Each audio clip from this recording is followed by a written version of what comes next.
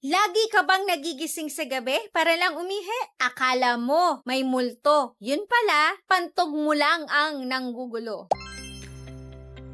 Hindi ka naman pala inom ng tubig. Pero bakit parang may timer ang ihi mo? Every 2 hours? Gising? Narito mga posibleng dahilan. Una, meron kang lumalaking prostate or benign prostatic hyperplasia. Common ito sa mga kalalakihan 40 pataas. Overactive bladder. Kahit konti lang pakiramdam mo, puno na agad ng pantog mo. Or stress. Yes, stress.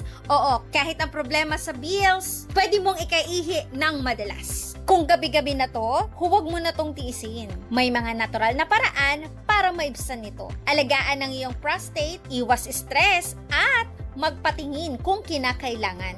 Concern ka? Message mo lang ako. Mas okay nang maagapan kaysa magpuyat ka sa kaiihi.